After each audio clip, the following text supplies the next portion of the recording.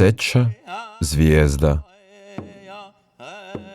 Kad ne znaš koliko daleko ćeš putovati, čini ti se da dugo putuješ. Nitko mi nije bio rekao koliko ću dugo putovati. Mislim da djed nije znao. Nisam mogao gledati preko naslona sjedala ispred mene, pa sam gledao kroz prozor.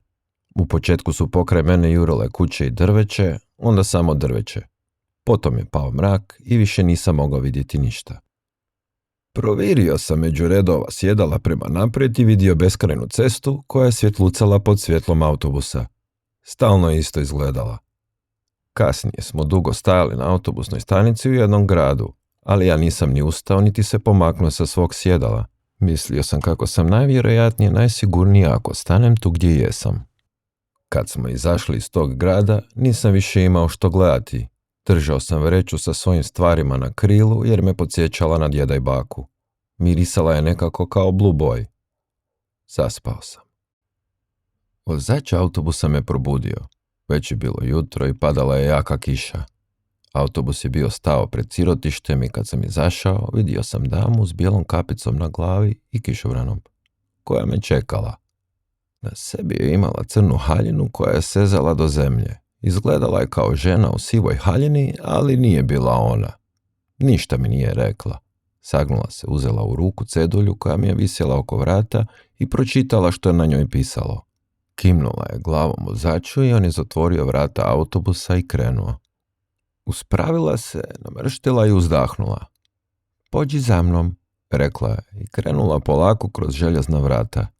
Prebacio sam svoju vreću preko ramena i pošao za njom. Lijevo i desno od vrata kroz koja smo prošli stajali su veliki brijestovi koji su šumili i čavrljali dok smo hodali.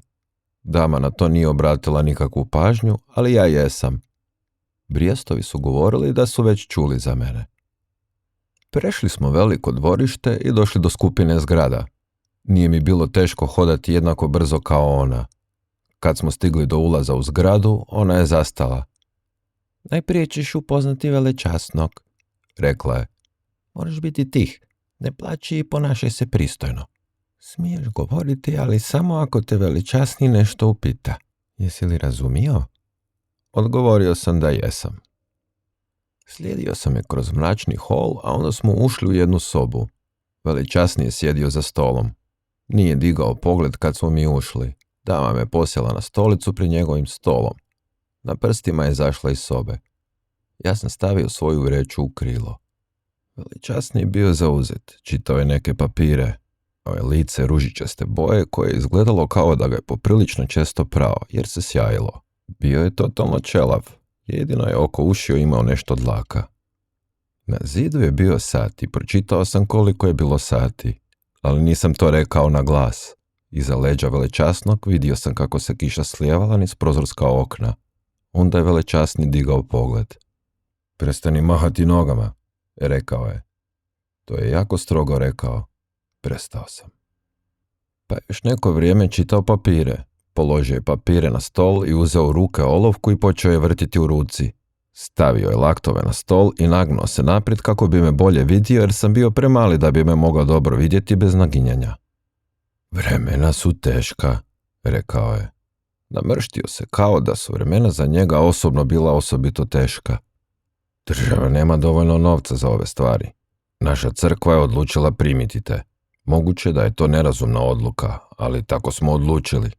Počeo sam se jako loše osjećati zbog toga što se njegova crkva u ova teška vremena natovarila još i mene na vrat. Nisam ništa rekao jer on nije ništa pitao. I dalje je vrtio olovku koja nije bila štedljivo našiljena jer je vrh bio pretanak. Sumnjao sam da je velečasniji možda ipak lakomisleniji nego što se prikazuje. Onda je nastavio. Imamo školu koju možeš pohađati. Morat ćeš obavljati sitne poslove. Kod nas svako mora raditi. Na to vjerojatno nisi naviknut. Morat ćeš se pridržavati pravila. Ako ih prekršiš, bit ćeš kažnjen. Nakašljao se. Ovdje do sad nismo imali indijanaca, ni punokrvnih, ni mješanaca. Osim toga, tvoji roditelji nisu bili vjenčani. Ti si prvo i jedino kopele koje smo ikad primili. Rekao sam ono što mi je baka rekla, da su Čeroki vjenčali moju mamu i tatu. On je rekao kako je ono što su činili Cherokee ne važi i ne igra nikakvu ulogu i rekao je da me ništa nije pitao, što i nije. Počeo se uzbuđivati oko cijele stvari. Ustao je i govorio kako je jedan od principa kojih se drže pripadnici njegove crkve to da prema svakome treba biti dobar, i prema životinjama i tome slično. Ne moram ići na bogoslužja, pošto kopile prema Bibliji i onako ne može biti spašeno, ali napravit će iznimku, rekao je, i ipak mi dopustiti da sjedim u zadnjoj klupi i slušam, ali samo ako budem tih i ako ne budem stvarao nikakve probleme.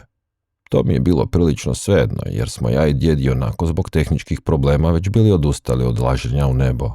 Rekao je kako iz papira koji su na njegovom stolu vidi da djed nije podobna osoba za odgajanje djeteta i kako me vjerojatno nikad nije naučio disciplini. Što i nije, pretpostavljam.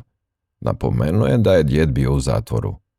Rekao sam da su i mene jednom skoro uhvatili. On je prestao vrtiti olovku i ukočio se. Usta su mu bila otvorena. Što? Viknuo je. Tad sam mu ispričao kako sam onaj put za dlaku izbjegao vješala i kako sam u zadnji čas uspio umoći zakonu. Da mi psi nisu pomogli, rekao sam mu, sigurno bi me ščepali. Ali nisam spomenuo naš kotao u šumi, jer bi zbog toga vjerojatno ja i djed morali tražiti drugi posao. Sjedio je za stolom i držao ruke u licu kao da plače. Vrtio je glavom. Znao sam da je ovo greška, rekao je. To je ponovio nekoliko puta. Meni nije bilo jasno o kojoj on to grešci govori. Tako dugo je sjedio vrteći glavom zakrivenom u šake da sam posumnjao kako plače. Ja sam se počeo osjećati skoro isto toliko loše kao i on zbog cijele stvari i bilo mi je žao što uopće nisam spomenuo da sam skoro završio na vješalima. Tako smo sjedili neko vrijeme. Rekao sam mu neka ne plače. Govorio sam da uopće nisam bio ozlijeđen i da uopće nisam bio ni malo uzbuđen zbog tog događaja. Ali ispričao sam mu kako je tada stari Ranger umro, za što sam ja bio kriv. Veličasni digao glavu i rekao: Zaveži, nisam te ništa pitao. Što i nije. Ponovo je uzeo papire sa stola. Vidjet ćemo, pokušat ćemo s Božjom pomoći, lako moguće da ti ne spadaš ovamo nego u popravilište, rekao je. Dotakao je malo zvonce koje je bilo na stolu i jedna dama s bijelom kapicom na glavi utrčala je u sobu. Mislim da je vjerojatno cijelo vrijeme stajala kod vrata. Pozvala me da pođem za njom. Uzeo sam svoju vreću i prebacio preko ramena i rekao: Hvala, ali nisam dodao veličasni. Čak i ako sam bio kopile i ako je bilo sigurno da ću upakao, nisam imao namjeru još pogoršavati situaciju, jer nije bilo raščišćeno treba li svećenike oslovljavati veličasni ili mister. Kao što je djed rekao, ako baš ne moraš, bolje je ne ulaziti u rizike. Dok smo izlazili, jak udar vjetra zatresao je prozor. Žena je zastala i usvrnula se. I gospodin veličasni se okrenuo i pogledao prema prozoru. Ja sam znao da je to bila poruka za mene, iz planina. Moj krevet bio je u uglu. Bio je odvojen od svih ostalih, osim jednog koji je stajao prilično blizu mog. Soba je bila velika i 20-30 dječaka spavalo je u njoj. Većina ih je bila starija od mene. Moj posao bio je pomesti sobu svako jutro i svake večeri. To mi je bilo lako, ali kad ne bi dovoljno dobro pomeo ispod kreveta, dama bi mi naredila da ponovo metem od početka. To se događalo prilično redovito. U krevetu koji je bio blizu mog spavao je Wilburn. Bio je prilično stariji od mene, imao je možda 11 godina, ali on je rekao da ima 12. Bio je visok i mršav i imao prišteve po licu.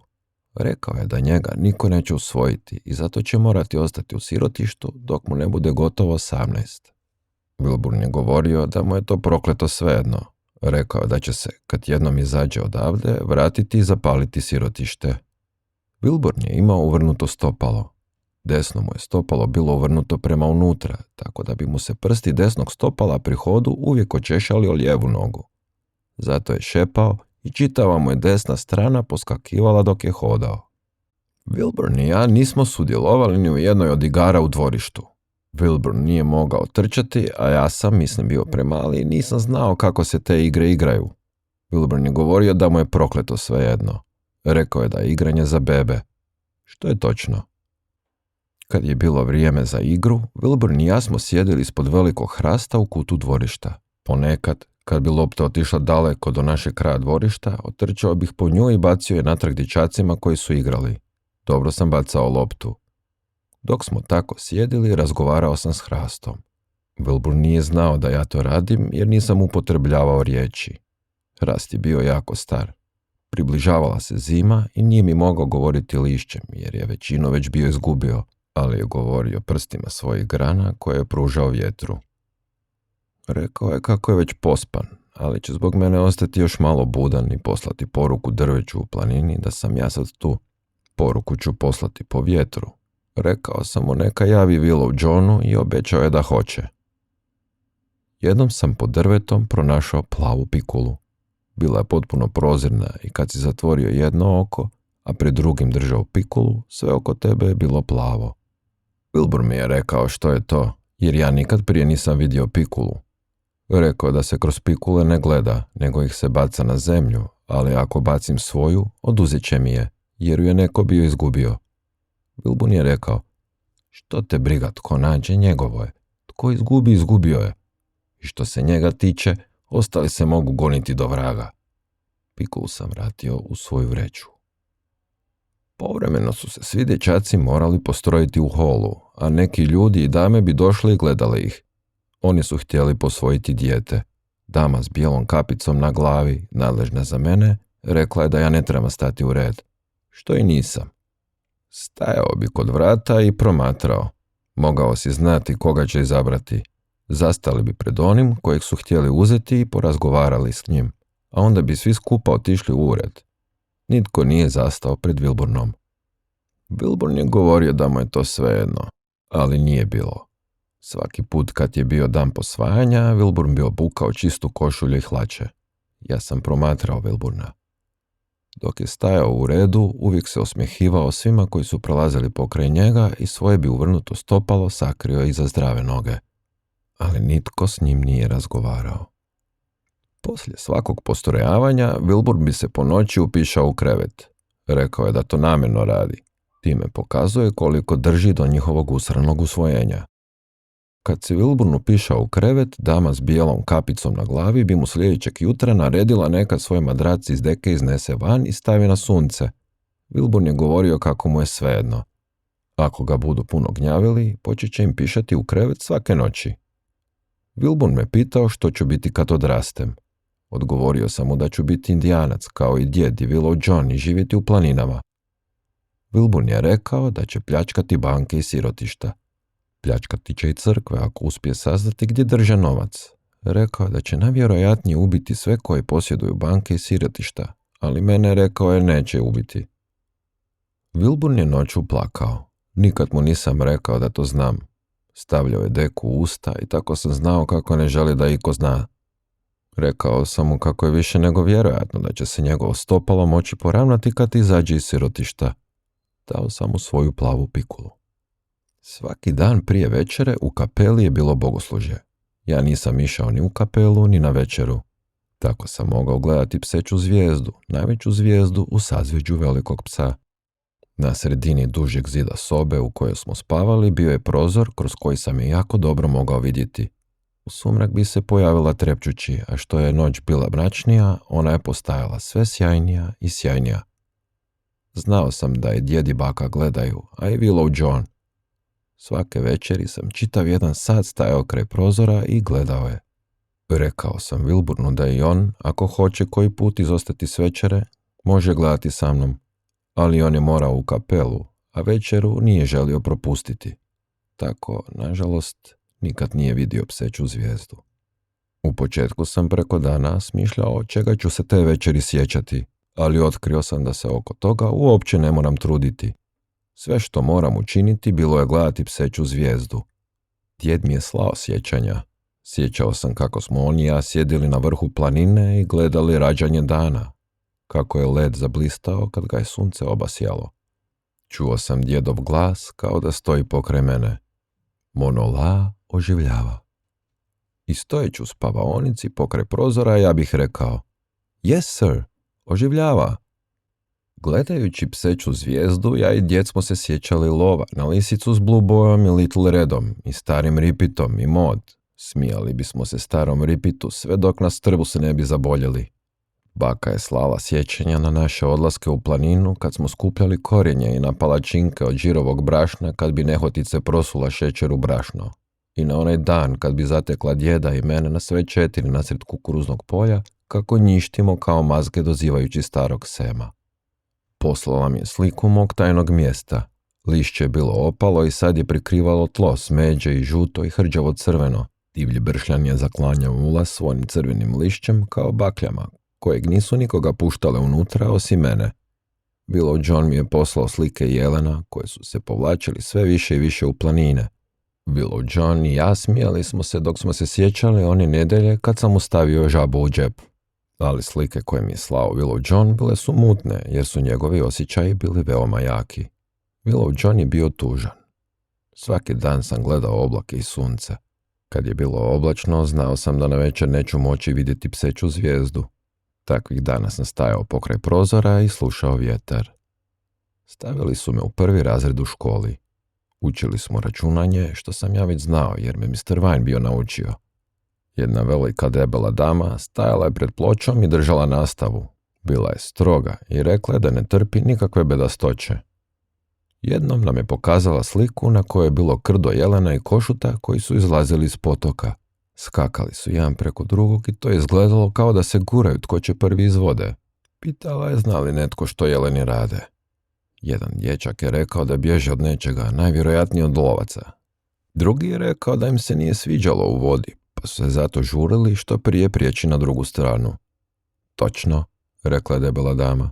Digao sam ruku. Pa to je jasno, rekao sam. Pare se. Jer na slici je bio jelen koji je skočio na košutu. Osim toga, vidio sam prema grmlju i drvjeću da je bilo doba godine kad se jeleni i košute pare. Debela dama je ostala potpuno zabezeknuta. Otvorila je usta, ali ništa nije rekla. Netko se nasmijao. Udarila se rukom po čelu, prevrnula očima i ispustila sliku. Odmah sam vidio da joj je zlo. Zatjeturala se 2-3 koraka unatrag prije nego što je uspjela ponovo doći k sebi. Onda je pojurila na mene. Svi su se stišali. Zgrabila me za vrat i počela tresti. Lice joj je pocrvenjelo i počela je vikati. Trebalo mi je biti jasno. Svima nam je trebalo biti jasno. Smeće. Smeće izlazi iz tvojih usta. Malo kopile. Ja nisam imao pojma zašto ona viče i htio sam je to pitati, ali me još neko vrijeme tresla i onda me rukom ščepala za vrat i izgurala van iz učionice. Otišli smo niz hol do ureda velečasnog. Rekla mi je neka čekam pred vratima. Ušla unutra bez mene i zatvorila vrata. Čuo sam kako razgovaraju, ali nisam mogao razaznati što govore. Nekoliko minuta kasnije izašla iz ureda i otišla niz hol, ne pogledavši me. Velečasni je stajao na vratima ureda. Veoma tihim glasom je rekao: uđi. Što sam i učinio. Usta su mu bila malo otvorena, kao da će se nasmiješiti, ali nije se nasmiješio. Neprestano je prelazio jezikom preko usana. Lice mu je bilo vlažno od znoja. Naredio mi je da skinem košulju, što sam i učinio. Morao sam skinuti svoje naramenice i zato sam, kad sam skinuo košulju, morao objema rukama pridržavati hlače. Veličasni je posegnuo rukom iza svojeg stola i izvukao jedan dugački štap. Rekao je: rođen si iz zla i znam da u tebi nema ni trunke kajanja, ali uz Božju pomoć naučit ću te da ne smiješ sa svojim zlom zaraziti kršćane. Ne može se pokajati, ali ćeš proplakati. Zamahnuo je i udario me iz sve snage štapom po leđima. Prvi udarac me je zabolio, ali nisam plakao. Baka me tome naučila. Jednom kad sam udario nogom o nešto i iščupao se nokat na palcu, objasnila me kako Indijanac podnosi bol. Indijanac pusti svoju tjelesnu pamet da spava, a njegova duhovna pamet izađe iz tijela i gleda bol, umjesto da je osjeća. Samo tjelesna pamet može osjećati tjelesnu bol, a duhovna pamet osjeća samo duševnu bol. Zato sam pustio svoju tjelesnu pamet neka zaspi. Štap je udarao i udarao po mojim leđima. Nakon nekog vremena se slomio. Veličasni je uzeo drugi štap. Teško je disao. Svoje tvrdoglavo, rekao je stenjući.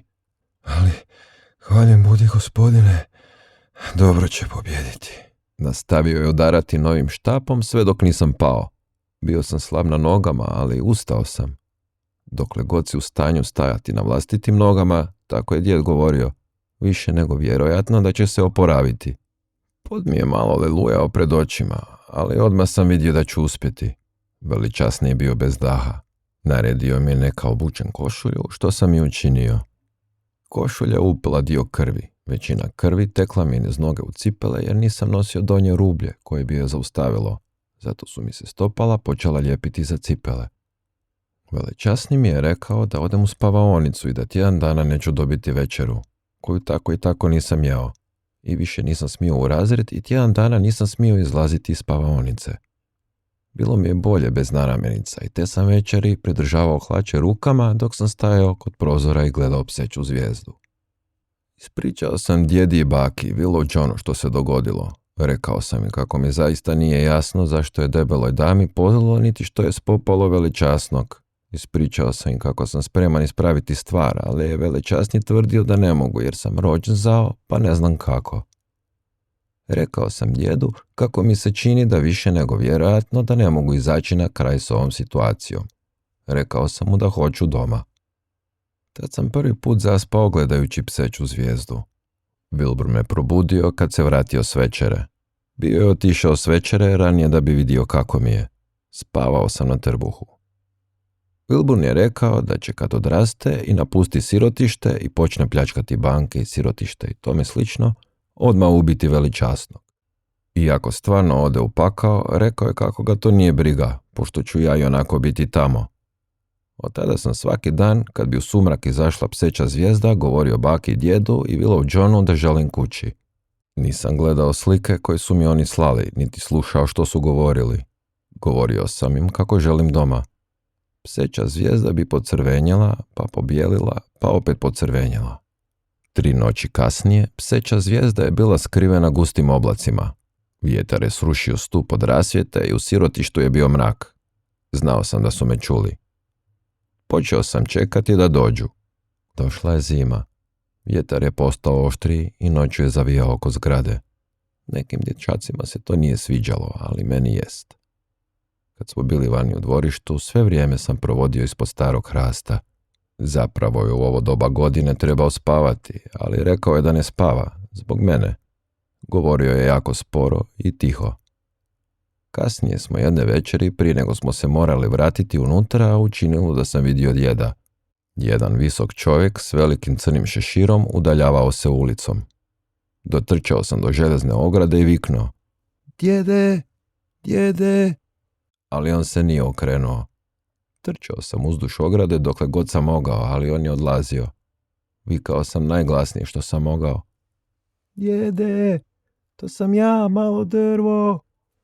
Ali nije me čuo i otišao je. Dama s bijelom kapicom rekla je da je Božić pred vratima. Svi trebaju biti sretni i pjevati, rekla je. Wilbur ne pričao da su u kapeli pjevali raznorazne pjesme. Rekao je da su ih morali naučiti, a ljubimci Velečasnog stajali su u krugu oko njega kao pilići odjevene u bijele plahte i urlali. Mogao sam ih čuti. Dama s bijelom kapicom govorila je da dolazi djed Božićnjak. Wilbur je rekao da je to sranje. 2 čovjeka su donijela božićno drvce. Imali su na sebi odjela kao političari. Smijali su se i cerili i rekli: Pogledajte ovamo, dječaci, što smo vam donijeli. Zar nije krasno? Zar to nije krasno? Sad ima čak i svoje božićno drvce. Dama s bijelom kapicom rekla je da je zaista krasno i da svi moraju reći dvojici političara kako je zaista krasno i zahvaliti im se, što su svi i učinili. Ja nisam. Nije bilo uopće nikakvog razloga posjeći to drvo. To je bio zdrav muški bor, a sad je umirao, polako, tamo u holu. Političari su pogledali na svoje satove i rekli da ne mogu dugo ostati, ali žele da su svi sretni. Željeli su da svi uzmu malo crvenog papira i stavaju ga na drvo. Svi su to učinili, osim mene i Wilburna. Političari su otišli vičući: Sretan Božić! Mi smo svi još neko vrijeme stajali oko drveta i gledali ga. Dama s bijelom kapicom je rekla kako je sutra Badnjak i kako će djed Božićnjak doći oko podneva. Wilburn je rekao: Zar nije malo čudno to da djed Božićnjak dolazi u vrijeme podneva? Dama s bijelom kapicom se namrštila na Vilburna. Dakle, Vilburne, svake godine pitaš jedno te isto. Ti znaš vrlo dobro da djed Božićnjak može otići još na puno mjesta drugoj djeci. Isto tako znaš da oni njegovi pomoćnici imaju pravo biti doma sa svojim obiteljima na Badnjak. Trebao bi biti zahvalan što odvajaju vrijeme, što uopće odvajaju vrijeme, u bilo koja doba dana, kako bi došli ovamo i priredili vam Božić. Sranje, rekao je Vilburn. I zaista, sutradan se 4 ili 5 automobila zaustavilo pred ulazom u sirotište. Iz njih su izašle dame i gospoda noseći veće i manje pakete u rukama. Na glavama su imali smiješne male šeširiće, a neki su u rukama imali mala zvonca. Zvonili su i vikali, Sretan Božić! Stalno su to ponavljali i opet i opet. Sebe su nazivali pomoćnicima djeda Božićnjaka. Djed Božićnjak je ušao zadnji. Na sebi je imao crveno odijelo, a trbuh mu je bio napravljen od jastuka. Njegova brada nije bila prava kao brada Mr. Whitea. Bila je samo privezana i visjela mu je mlitavo ispod podbratka. Čak ni kad je govorio, brada se nije micala. Vikao je, ho, ho, ho. To je stalno ponovo i ponovo vikao. Dama s bijelom kapicom rekla je da svi moramo biti sretni i zauzvrat vikati njima, Sretan Božić, što su svi i radili. Jedna dama mi je dala naranču, za što sam je se zahvalio. Ostajala je stajati iznad mene i govoriti, zar nećeš odmah pojesti ovu finu naranču? I tako sam je pojeo dok je ona gledala. Bila je dobra. Ponovo sam joj se zahvalio. Rekao sam joj da je to bila dobra naranča. Pitala me želi mi još jednu. Rekao sam kako mislim da želim. Otišla je nekud i nije nikad donijela još jednu. Vilburn nije dobio jabuku. Nije bila velika kao jabuke koje je Mr. White uvijek zaboravljao. Požalio sam što nisam ostavio još jednu krišku naranče, što bi bio učinio da me dama nije natjerala da je pojedem. Bio bi trampio krišku naranče za komadić Vilburnove jabuke. Jabuke sam više volio. Dame su sve počele zvoniti i vikati. Djed Božićnjak će sad podijeliti darove, stanite u krug, okupite se u krug. Djed Božićnjak ima nešto za vas. Svi smo se okupili u krugu. Onaj čije bi ime prozvao djed Božićnjak morao istupiti i primiti svoj dar od njega. Onda bi još neko vrijeme morao stajati dok bi ga on gladio po glavi. Tad bi mu se zahvalio. Jedna od dama bi odmah prišla i viknula. Zar nećeš otvoriti svoj lijepi dar? To je dovelo do prilične gužve, jer je sve više i više darova bivalo podijeljeno, a dame su trčale tamo amo pokušavajući slijediti sve dječake. I ja sam dobio dar i zahvalio se djedu Božićnjaku. Protrljao me po glavi i rekao, ho, ho, ho. Jedna je dama odmah počela vikati na mene neka otvorim dar, što sam ja i pokušavao, ali nije bilo lako. Konačno sam uspio odmotati papir. Moj dar je bio kartonska kutija na kojoj je bila slika neke životinje. Vilburn je rekao da je to lav. Na kutiji je bila rupica kroz koju si trebao povlačiti uzicu i to je onda zvučalo kao lav. Tako je rekao Vilburn. Uzica je bila pukla, ali zavezao sam ju čvor i uspio popraviti dar. Ali čvor nije mogao proći kroz rupicu, zbog čega lav nije mogao baš dugo rikati. Rekao sam Vilburnu da mi više zvuči kao žaba. Vilburn je dobio pištolj na vodu, ali pištolj je nažalost puštao vodu. Vilburn je pokušao pucati, ali voda je samo curila iz njega u jednom litavom lazu. Vilburn je rekao da može pišati dalje od toga. Rekao sam mu da bismo pištolj vjerojatno mogli popraviti kad bismo imali malo soka slatkog gumovca, ali nisam znao gdje u tom kraju raste slatki gumovac. Jedna dama je prolazeći dala svakome od nas po jednu lizalicu i ja sam dobio jednu. Potom je slučajno još jednom naletjela na mene i dala mi još jednu. Podijelio sam je s Vilburnom. Djed Božićnjak je onda počeo vikati. Doviđenja svima, do iduće godine sretan Božić. Sve dame i gospoda su isto počeli vikati i zvoniti svojim zvoncima. Onda su izmarširali kroz vrata, ušli u automobile i odvezli se. Nakon toga je sirotištem zavladala tišina. Vilburn i ja smo sjedili na podu pokraj naših kreveta. Vilburn je rekao da su one dame i gospoda članovi jednog odmjenog kluba. Pričao je da dolaze svake godine u sirotište kako bi se poslije toga osjećali dobro dok piju šampanjac. On je sit svega toga, rekao je. Kad jednom izađe iz sirotišta, više nikad u životu neće obraćati najmanju pažnju na Božić. Kad je pao mrak, svi drugi su morali otići u kapelu zbog Božića, a ja sam ostao sam u spavaoni. Stajao sam pokraj prozora. Vani je zrak bio čist i vjetar je šutio. Smračilo se. Iz kapele je do mene dopiralo njihovo pjevanje. Pjevali su o jednoj zvijezdi, ali ne o psećoj zvijezdi, znam sigurno, jer sam pomno slušao. Gledao sam pseću zvijezdu kako se uzdiže na nebu. Drugi su dugo ostali u kapeli i pjevali. Tako sam imao puno vremena i gledao sam zvijezdu sve dok se nije digla visoko na nebu. Govorio sam baki i djedu i Willow Johnu kako želim kući. Na Božić smo imali raskošan ručak. Svako je dobio pileću nogu i još ili vrat ili želudac. Wilbur je rekao da je tako bilo svake godine. Rekao je kako pretpostavlja da negdje uzgajaju specijalne kokoši koje imaju samo noge, vratove i želudce. Meni je večera bila fina i sve sam pojeo. Poslije ručka smo bili slobodni i svako je mogao raditi što je htio. Van je bilo hladno i svi smo ostali unutra osim mene. Uzeo sam svoju kutiju sa slikom lava, otišao na drugi kraj dvorišta i sjeo pod stari hrast. Dugo sam tako sjedio. Već je skoro bio sumrak i vrijeme da se vratim unutra kad sam pogledao prema zgradi. Tamo je bio djed. Izašao je iz zgrade i hodao prema meni.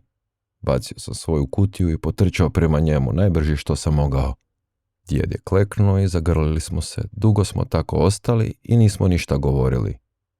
Već je bilo prilično mračno i nisam mogao vidjeti djedovo lice ispod velikog šešira. Rekao je da je došao vidjeti kako sam, ali mora se vratiti kući. Rekao je da baka nije mogla doći. Želio sam poći s njim. Tako strašno sam to želio, ali bojao sam se da bi djed zbog toga mogao imati problema i tako nisam rekao da želim kući. Otišao sam s njim do ulaznih vrata. Opet smo dugo držali jednog drugog u zagrljaju, ali tada je djed pošao. Hodao je polako. Stajao sam 1 minutu i gledao kako djed odlazi u mrak. Onda mi je palo na pamet kako je više nego vjerojatno da bi djed mogao imati problema s pronalaženjem autobusne stanice. Krenuo sam za njim, iako ja nisam znao gdje je autobusna stanica, ali mislio sam kako ću mu možda moći pomoći. Hodali smo niz cestu, on naprijed, a ja za njim, pa onda kroz neke gradske ulice. Vidio sam kad je djed prešao ulicu i došao do autobusne stanice. Djed je stajao ispod jedne ulične svjetiljke, a ja sam odlučio ostati sakriven iza ugla jedne zgrade. Sve je bilo mirno jer je bio Božić i ulice su bile praktički prazne. Malo sam pričekao i on sam viknuo. Djede, više nego vjerojatno da bi ti ja mogao pomoći oko čitanja natpisa na autobusima. Djed uopće nije izgledao iznenađen. Mahnuo mi je da dođem k njemu. Pritrčao sam mu. Stajali smo iza autobusne stanice, ali nisam mogao razaznati slova na autobusima. Malo kasnije jedan zvučnik rekao u koji se autobus djed mora ukrcati. Otišao sam s njim do autobusa. 1 minutu smo tako stajali pred otvorenim vratima. Djed je gledao neku tu daljinu. Povukao sam ga za nogavicu od hlača. Nisam se uhvatio za njegovu nogu kao poslije maminog sprovoda, nego malo potezao. Djed je pogledao dolje prema meni. Rekao sam, djede, želim doma. Djed me dugo gledao, sagnuo se, podigao me i posjeo na stepenicu autobusa. I on se tad uspeo na stepenicu i izvadio novčarku. Plaćam za sebe i mog malog, rekao je, i to strogo. Vozač ga je pogledao i nije se smijao. Ja i djed smo otišli skroz do kraja autobusa. Jedva sam čekao da vozač zatvori vrata. Onda ih je konačno zatvorio i krenuli smo. Autobusna stanica je ostala iza nas. Djed me zagrlio i posjeo u svoje krilo. Naslonio sam glavu na njegova prsa, ali nisam spavao. Gledao sam kroz prozor. Bio je prekriven ledom. U autobusu nije bilo grijanja, ali nama to nije smetalo. Ja i djed smo se vraćali kući. Pogledaj u planinu, kako se proteže u beskraj. U okviru je rađanje novog dana, zakrivena u sunce. Plahtama magle pokriva koljena.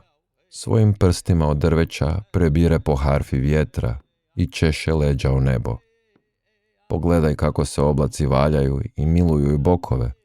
Slušaj kako šaputavi uzdasi kaplju z grmlja i krošnji, kako novi život mrmori u trudnim dolinama. Osjeti toplinu njenog tijela, slatkoću njenog daha koji grmi i plaće u ljubavnom ritmu. U dubinama njena trbuha pulsiraju vodene žile i doje korijenje koje iz njih siše život. Iz njezinih prsa teku rijeke i potoci donosići život njenoj djeci. U koljevkama od njene ljubavi njen duh im pjeva veselu uspavanku žuboreći vodama. Ja i djece vraćamo kući. Hey.